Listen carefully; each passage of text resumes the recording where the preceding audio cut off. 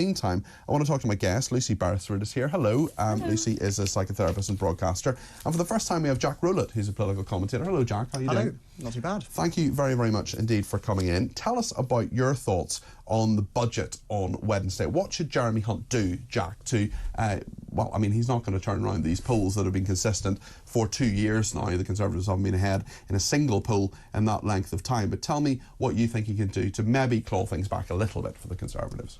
Yeah, well, I think he needs to do something much more radical than he plans to do. According to the papers today, we know the fiscal headroom that the OBR have given him is the Office of Budget Responsibility, so they kind of mark the Treasury's homework, don't they? Yeah, so the spare money that the government has left over for tax cuts. But that amount has reduced dramatically over the past few months from about £30 billion to £13 billion. As a consequence of that, Hunt is now radically scaling back his tax cut plans, and it looks like he's just going to cut national insurance and the obligatory freeze to fuel duty. I think we need we're talking about income tax as well. I mean, he cut national insurance the last time. We are talking about income tax, but it yeah. looks like, I mean, it seems like they haven't quite decided yet, and I know, I think Sunak and Hunt are planning to meet tonight. Yeah, they're meeting tonight to sign it all off, apparently. To sign it off, but it looks like the income tax cut is less likely than it was a few months ago. Would that make a difference, Lucy, if Jeremy Hunt cut income tax by 2%? I mean, I've seen loads of polls of people saying that they're fine with high taxes. Who are these people? Who are these people? But the problem is that there are different cohorts of the electorate, and the grey voter, you might say, the people who usually are most reliable at getting out to vote, they're very concerned that actually it might be just a national insurance cut, because that obviously doesn't affect them at all. They're not working. They don't pay national insurance on their pensions. Yeah. And then there are some other things that could be done. So, for example, there has been talk about inheritance tax, but that affects so few people that I can't see that he would do that. But the principle of inheritance tax is something Rishi Sunak's been thinking about for a long time. But something like stamp duty would affect many more people and would really go some way to freeing up some kind of movement in the housing market, for example. And I wouldn't do everything. What we really need to do is to build more homes. So another thing that Jeremy Hunt could do is he could actually try and introduce some policies that would free that up and make it more tax efficient for councils to actually say, yeah, we're actually going to allow the house builders to use the land that's waiting to be used. Yeah. But the problem is that, as everybody will often say, it has never been the case that a party has come from behind on both leadership but also economic competence. And that's why I think Jeremy Hunt used those two words today about being prudent and responsible. And he said that people trusted the Conservatives. They don't trust the Conservatives on the economy. Not. But unfortunately, the economy is the only game in town when it comes to the next election. So many of the other topics that we'll talk about today, whether it is immigration, whether it is hate speech, actually for every single voter of whatever persuasion, whatever faith, they actually really worry about the pound in their pocket. It's always the number one issue. And Jack, I mean, Lucy makes some really good points there. For young people, of which you're one, getting on the housing ladder, turning generation rent into generation buy, is what the Conservatives keep talking about. They've talked about it for years. Michael Gove talked about it a few weeks ago, but it's never happened, has it?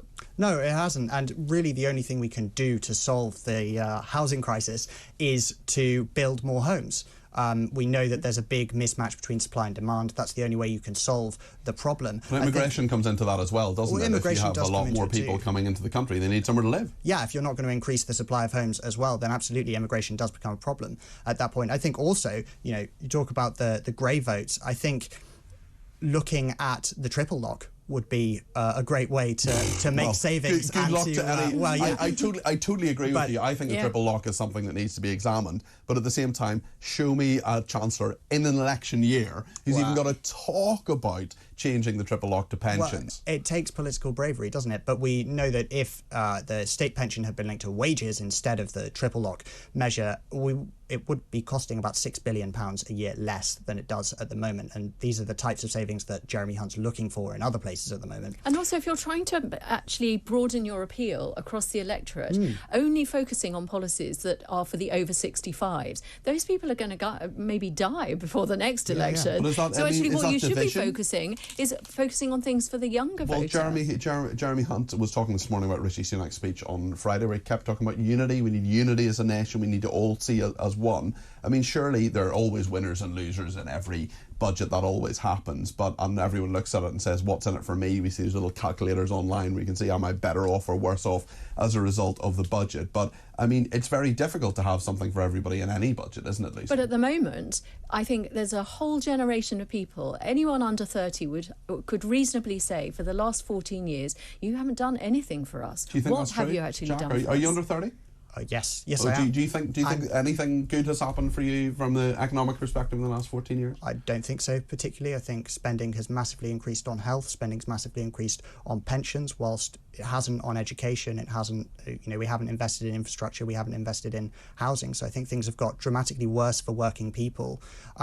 You look at the polling at the moment, it really is only the over 65s who are currently supporting the Conservatives. So actually, if they want any hope of doing okay in the general election, then they do need to broaden their appeal, as you say. And I think also, we've heard a lot about tax cuts this week, about the need for tax cuts. Actually, it needs to be more granular than that. We need to say, how are we going to cut taxes? And actually, our tax system at the moment, it's almost anti-aspiration in terms of we have all these thresholds and all these kind of measures by which benefits are withdrawn, for example, child benefits, that discourage people from earning more money, because once you earn more than £50,000, or once a parent earns more than £50,000 within a household, then that child benefit is withdrawn. And that disincentivises people earning more. And that's not the kind of behaviour we want to be incentivising if we want to be encouraging growth. Teresa Humphrey has been in touch on WhatsApp. She says all Jeremy Hunt needs to do is move the tax threshold, and that will give people a tax cut. People who don't pay tax in the past pay tax now because wages have risen and has put them into paying tax. It's not rocket science. I mean, that's a fair point, Lucy Beresford, isn't it? It is a very fair point, but the problem with that is that it's not very visible.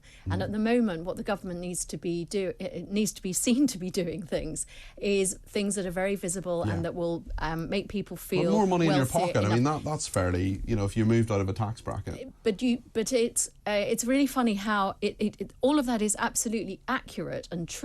It's just that that's not how the voter experiences it, and it's the way, and that's why things budgets are normally about headline things like, have they taken money off fuel? Have they put money on beer and cigarettes? Yes. It's really basic economics. Whereas absolutely, from a economic point of view, that's what fiscal drag does, and if you could eliminate fiscal drag, that would be brilliant. But it's not how the voter experiences the improvement in their wealth, and they would very unlikely to give credit to a government that did that. That's the kind of thing that you could do in a midterm budget. But in a pre-election year, and this is frankly the only event between now and when the next general election is, that the government has got any attempt to move the dial on this really shocking polling, and therefore it's got to be visible rabbits out of hats as opposed to... Lots of pressure for them. Well, what do you think about what Lucy and Jack and I have been saying? You can let us know, 0344 499 1000. You can give us a call. You can also WhatsApp on that number, 0344 499 1000. You can text me on 87222 with the word talk in your text. Just put the word talk in your text so it comes up on the screen in front of me. Don't know what happens if you don't. I don't know where else it goes, maybe Times Radio or something. Then you can also tweet me at TalkTV and at Peter Cardwell. I'll try to look at those in breaks as well. Let me just give you a few perspectives on this. Dan has been in touch. He says, morning, Peter. I get really tired when people such as Lucy say inheritance tax doesn't matter because it doesn't affect enough people. The fact is, it's just a shocking tax and should go. Taxing someone's wealth on their death is just a disgusting thing to do. This would cause riots in many countries if they tried to bring this in. Says, cheers, Dan. Lucy? I completely agree with that sentiment. For me, it's very perverse that it's the only tax that you pay because you're grieving. That is the only reason it comes into being. The problem for a government is how many people are going to pay it, and is it worth all of the ballyhoo in order to sweeten the pill for maybe 0.4% of the population? And the answer is it isn't. Although so it's the principle is something that people often think about. I think the principle, and also there are going to be so few people who will ever pay it that it doesn't really matter to them. But as you say, it's the fact that they think, but it could be me. Imagine if I, for some bizarre reason, did inherit from some long-lost relative that I didn't even know I had. It would be really offensive to think that I would have to pay so. And as I say, it happens when you're grieving. There's nothing more distasteful. Yeah. But the problem is that it doesn't, when you're trying to find, as I say, budgets are about theatre, they're about performance, they're about what eye-catching things can you say that will grab people's attention, and being able to say we've wasted this amount of money, it just doesn't really help the government going forward. Jack, statistically, you're one of the three of us who is furthest from death, unless I obviously get hit by number 72 bus on the way home. What do you think about inheritance tax? I think I agree that in principle it's wrong, but I think it's just so low down the list of priorities right now of taxes that we should cut. You look back to the budget or the autumn statement last year, that was actually the biggest tax-cutting fiscal event, I think, since Nigel Lawson's Big Bang in 1988, and it hasn't had that much cut through because it is about the theatre and it's also about people actually feeling it in their pockets. And so I think if the government were to push through plans to abolish inheritance tax or reduce it, sure, they might win some support in the short term because people are opposed to it in moral terms, but actually the real effect is really minimal. We really need to be looking at these thresholds and looking at these taper rates. Okay. Well, that's actually a point that one of our callers wants to make in a second. We're going to bring David in just a minute. But let me read what Barry says. He says, so the over 65s have paid their way and deserve a good pension, and I doubt if a lot of them will be dead before the next election unless there's a nuclear strike. Stop thinking the world owes you a living, says Barry. Anna says, morning, Peter. Can I just remind your panel that people of a certain age have paid tax their whole life? That tax has funded the country for the younger generations growing up in an easier time growing up than perhaps the older generation had. Yet they look at them and they want them to continue to pay and give everything they have to benefit the young. Working hard your whole life clearly does not make your elder years easier. Brian says one size-fits-all solution is cancel the con of recent years, unfreeze the tax threshold and increase it to 15k now. This will bring the lowest earners out of paying taxes and encourage more people to work instead of drawing benefits. Well, let's talk to David in Glasgow. He's given us a ring on 0344 499 1000. You can do the same thing. David, what point would you like to make? You're very welcome to the programme this morning. I'm here with Lucy and with Jack. Yeah, good morning, Peter and Lucy and Jack as well. Hope you're all well. Yes, all very well. Thanks, David. What would you like to say? Yeah, Scotland made a progressive move, I think. I mean, it was criticised at the time, and I think it's landed quite well, in that we introduced this 19% so-called starter rate of tax. Anybody up to, I think it's 14,732 paid 19%. Now, it's not a vast difference to the 20%, but what it seems to do for me is it signals a kind of progressive movement. You know, that people that are earning the less pay less. And we do have this different system, you say, in Scotland. I mean, this is something that Jeremy Hunt will no doubt be looking at, Jack. What do you make of what David's saying there? Yeah, I think it's an interesting idea. I think we really do need to be looking at these rates. We really do need to be looking at kind of how the tax system works, as well as kind of how high the tax burden is, because just alone the tax burden being low or high doesn't really tell us much. It's about where that burden falls and it encouraging growth and aspiration. It's interesting also, David, from the taxpayer's perspective in England, where they are, because of Barnett formula and because of the way it all works. I mean, Scottish people are more subsidised than other parts of the UK, including Northern Ireland and Wales. You have the Scottish government, of course, has tax varying powers, but do you think it's fair that different taxpayers in different parts of the UK subsidise others, David? No, I mean, I think this is this whole question, Peter. I mean, I'll just pose a question rather than any comment. Do we start to need to look at things like council tax? Do we start to need to look at, for instance, people that are, let's say, over the age of 70 paying zero tax? You know, these are the questions that we need to answer in this country. Where do we start to get the formula right, you know? Well, David, thank you very, very much indeed for your thoughts on that. Let me put them to Lucy Beresford. What do you make of what David in Glasgow said there, Lucy? I think it's really interesting because I think the biggest problem is how complicated our tax system really is. That actually, if you could simplify the rates, and that would go not just for personal taxation but also for corporation tax, you want to if you're trying to encourage growth across all areas of economic output, whether that's from an individual level or maybe from a corporate level, you've got to actually simplify and lower the tax rate, lower the tax burden for everybody. But the problem is, certainly over the last 2 years, the tax burden has massively increased. Oh, we've got the highest taxation as a proportion of what the country earned since World War II. It is David in Scotland, another David, has been in touch to say, coming from Scotland, I'm now politically homeless. Normally I would vote Labour, but now I think the Tories and they're no different and will not make any difference to the state of the economy. The SNP are too obsessed with independence and have regressed Scotland in the last 17 years. So it's interesting how people in different parts of the UK, obviously some of what Jeremy Hunt is saying will affect every single person in the UK. Some of what he says will only affect people in England, because, for example, if he's talking about the health budget and so on, so it can be difficult to decode that. Difficult to decode it, but not impossible. And that is arguably what they've been put into that role to do, that actually there needs to be a nimbleness to this particular fiscal event, which I don't see any sign of that happening at all. Even though they don't have the same headroom that they thought they were going to have even a couple of months ago, there are these really straightforward things they could do in terms of just simplifying the tax system that would make it actually... It would tap into what Jack was talking about in terms of the aspiration, that actually people don't mind paying tax. They recognise that you've got to get value for money. Civic duty, but they want to feel that the system is fair. Absolutely. And when it comes to the polling, when it comes to polling day, and people go into the voting booth, they really want to feel: has this government been fair to me? Fair to me and fair to my family. And what do you think, Jack? Has this government been fair to you, fair to your family? No, I don't think so. Why not? Fair to me. Well, I mean, they've trebled tuition fees. They've education has been down prioritised. When compared to health, the tax burden on working people is at a record high.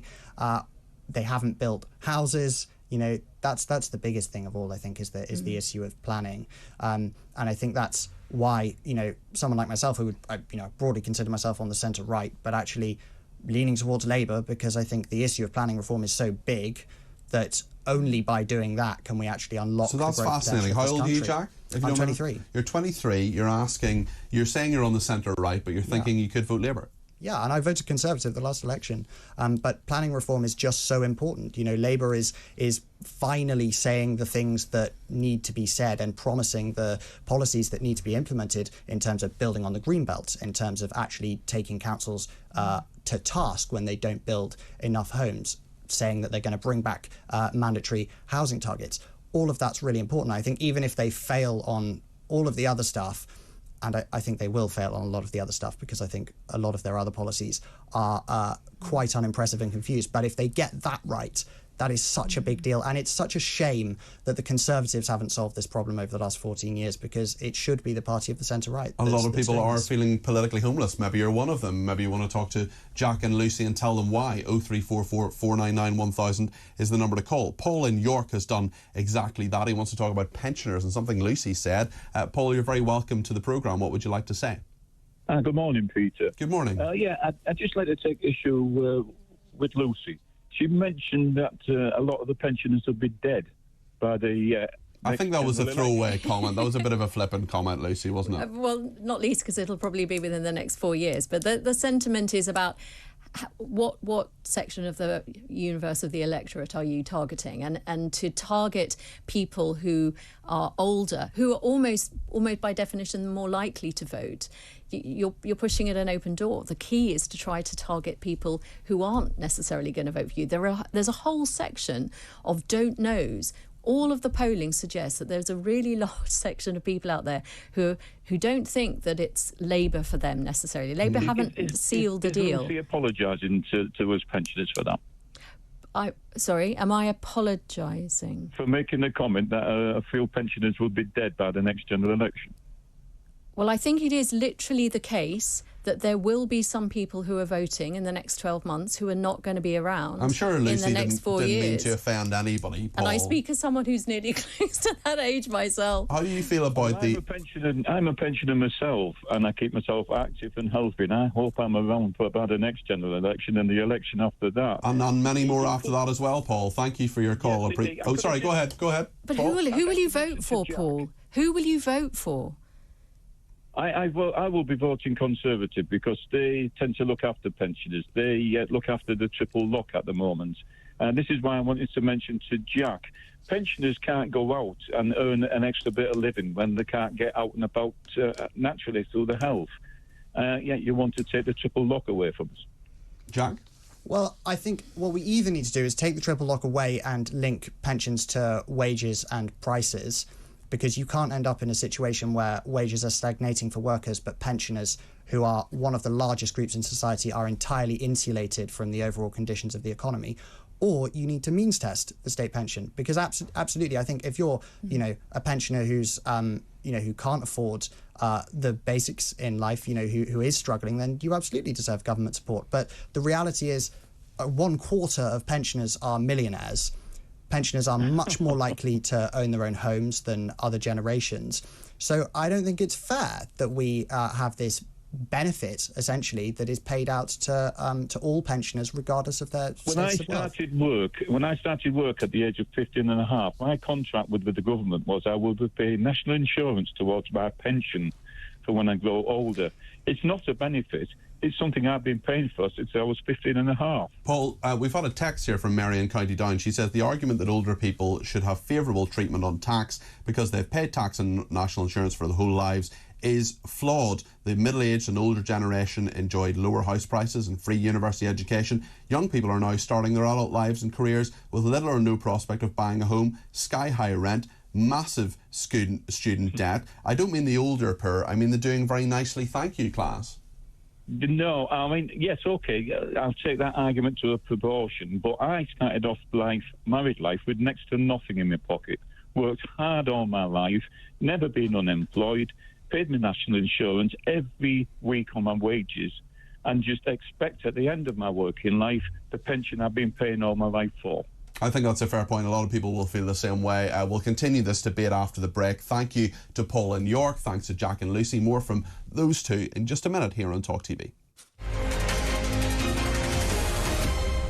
And John Woodcock, who is Rishi Sunak's advisor on tackling political violence, Lord Walney is his other name, he's demanded a zero-tolerance approach to those who threaten our democracy. We must stop thugs threatening democracy and ban MPs working with groups behind the Palestine marches. Who on earth could he be referring to? Lucy Beresford, this is a massive problem, but lots of people saying, hold on a second, Rishi Sunak's speech on Friday, all well and good. Has he just woken up to this? I was going to say, I thought there already was legislation that could make it harder for hate preachers anywhere. There's so much legislation around this that just needs to be implemented. I think it was in 2015 that Abu Hamza was, the legislation was created specifically so that we could actually end up sending someone like him to, life imprisonment. So that was in 2015. So I'm not quite sure. I think that was part of the problem with the speech on Friday night, is that even though the optics of it made it look incredibly dramatic, lectern, Friday night, dark, big lights, it looked like he was saying something really significant, but there didn't seem to be anything at all. Well, there have been lots of different types of reaction to it. Now, Vanessa felt I was on with her on Friday, being criticised for this because I think of what Vanessa said. Now, she had a perfectly human, perfectly normal reaction to say, well, actually, this is great, the Prime Minister is saying things that needed to be said, but lots of other people saying, well, actually, he's saying it far too late. What do you think, Jack? Yeah, I think he has woken up to the threat pretty late. I also think it was heavy on rhetoric and pretty light on no new policy in there. Yeah, exactly. No. And I think we do already have lots of legislation, lots of laws around extremism, around terror threats. I think it really demonstrates the importance of winning the argument and actually taking on these ideas, because there's a big segment of the population who are not, they're not terrorists. They're not going to go out and commit an atrocity, but actually they do have sympathies with Hamas, perhaps, or they are, on the far right and, have strongly Islamophobic attitudes, from the other side.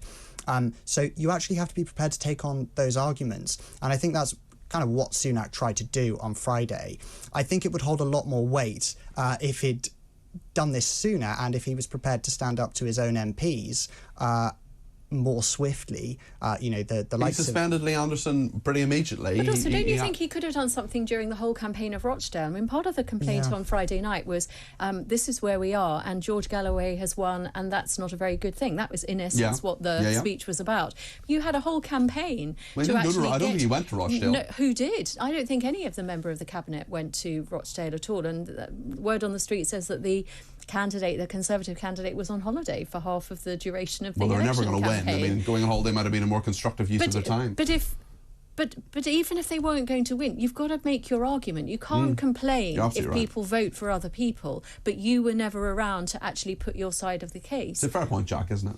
Yeah, absolutely. And I think, on Lee Anderson, yes, he suspended him, but for the whole week, we had Tory MPs going on the media and not being prepared to explain exactly why Lee Anderson had been suspended. So I don't think Sunak and the Tory party at large have been clear about what they think on extremism. Well, they kept saying it was wrong, but they kept saying it was wrong, but not saying why. Although, really interestingly, I'm just Googling this on my phone because I get an email every day from Conservative Home. We often have William Atkinson or Henry Hill on from that website. And they've done a survey of Conservative Party members. They are Conservative Home, a really interesting website. They're the most in touch with Conservative Party members and what they really think. Almost 2/3 of party members opposing Sunak's suspension of Lee Anderson. They asked very, very plainly, was the Conservative Party right to suspend Lee Anderson? 30% of people said yes. Was the Conservative Party wrong? Was the Conservative Party wrong to suspend Lee Anderson? 64%, with about 5% don't knows, or so 4 or 5% of don't knows there. So the Conservative Party members who they were talking to don't think Rishi Sunak has done the right thing. No, and I think that poll, in a nutshell, is why I'm not a Conservative Party member these days. I think. Were you previously? Yeah. Okay, but you left? I left, because I think it's taken a big shift to the right on cultural issues and a big shift to the left in terms of economic issues, talking about the tax before. I think, we really need to win the argument here. And how do you do that? It requires being honest. It requires being honest about the Islamist threat, which is real and present, and it requires... Rishi Sunak would say that's what he did on Friday. Yeah, he did. Absolutely. But from the other side, it means recognising the threat from Islamophobia, from the far right, and extreme nationalist attitudes too. I think also, we look at this story in The Sun this morning, we've got talk of stopping kind of extremist people who mean this country harm from coming into the country. That's all well and good. But a lot of these people who are performing these kind of acts of hate and intimidation, they're British. They're already here. Yeah, exactly. Yeah. So and they've been radicalised here. Well, we talked to a former Islamist yesterday. He was born in this country. He was brainwashed from the age of 6. Fascinating. And you can go back and look at that on the app or at our website, TalkTV. Want to shoehorn in 2 more stories to ask your opinion on. More than 1,200 pubs closed in the last year. Rising wage bills, falling trade, and the shift towards pre-drink drinks, pre-loading, some people call it at home. Many bars are struggling to open. I love a good boozer, and I was chatting to a really good mate of mine, even though I don't booze, and talking to a good mate of mine recently. He said we were talking about how we knew it was an old man pub, and we said if they sell pickled eggs, then it's definitely an old man pub. You're really selling it to me. You're 23, Jack. Do you go to the pub or not? I do, and I don't even drink anymore. But I still love a pub. It's a fantastic place to meet up with your friends. And it's sad so many are closing, isn't it? Yeah, it is. It's really sad, and it's a consequence of policy. In large part, you look at these VAT rates that are not equal. Do you really think it is, though? Or is it more that actually... And I'm thinking now about how the starting of a shift away from pubs began with the development of places like Picture and Piano, where they recognised that there was a group of people who just didn't feel comfortable in a pub, but still wanted to have somewhere to go and drink socially, or to maybe have some bar snacks. But actually there was something about the mood of a pub or the style of a pub, and maybe it's in urban areas, I don't know, because obviously a country pub with a fire and horseshoes around the fireplace, maybe that's very appealing from a tourist point of view. But I think a lot of people are just put off with the mood of a pub, that actually they want a different ambience, they want a different environment. Let's ask our viewers and listeners, are you a big fan of the pub? 0344 499 1000. Has your local pub closed, or do you want to get one open in your area? Very briefly, Vickers versus photographers. Rowan Williams has finally said something sensible. He's weighed in on the wedding etiquette row.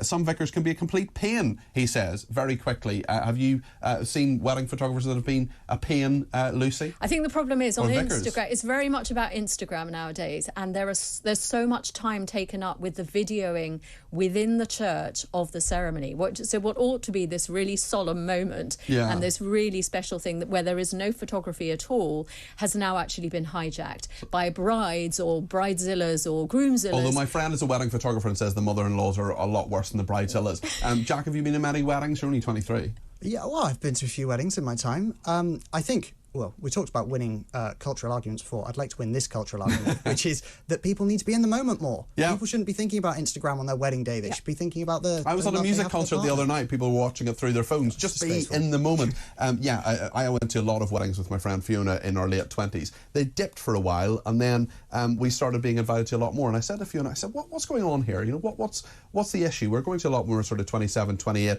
Then it dipped for a while, and now we're being invited again. She just narrowed her eyes and said, Peter, there's a lot of post-30 compromises being made. She's great.